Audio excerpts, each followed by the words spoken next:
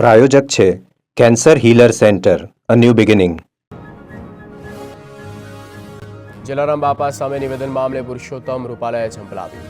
પુરુષોત્તમ રૂપાલાએ જ્ઞાન પ્રકાશ સ્વામીની કરી ભારોભાર ટીકા. પુરુષોત્તમ રૂપાલાએ ટિપ્પણી મામલે સ્વામીનો ઉધડો લીધો. આવા સ્વામીને સ્વામિનારાયણ સંપ્રદાય હાંકી કાઢવા જોઈએ.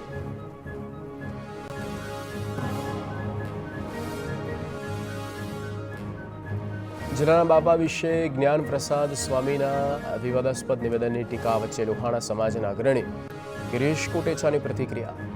જ્ઞાન પ્રસાદ સ્વામીની આકરી ટીકા કરતા કહ્યું, રાકેશ પ્રસાદ સ્વામીને મારો અનુરોધ છે કે આવા સાધુને કાઢે.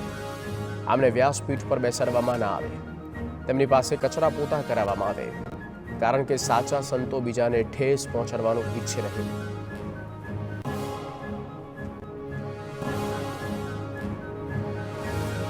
સુરતમાં સ્વામિનારાયણ સૈદ્ધાંતિક હિતરક્ષક સમિતિએ નોંધાવ્યો વિરોધ.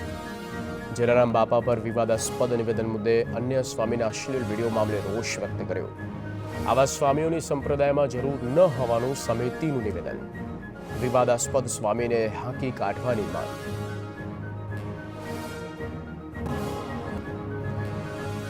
વડાપ્રધાન મોદીએ જામનગરમાં રિલાયન્સ રિફાઇનરીમાં આવેલા વનતારા વાઇલ્ડ લાઇફ સેન્ટરનું કર્યું લોકાર્પણ.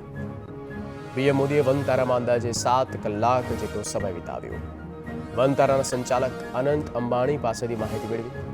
સેન્ટરમાં વિહરતા વિવિધ પ્રાણીઓ નિહાળ્યા. સિંહ અને ચિત્તાના બચ્ચાને રમાડ્યા.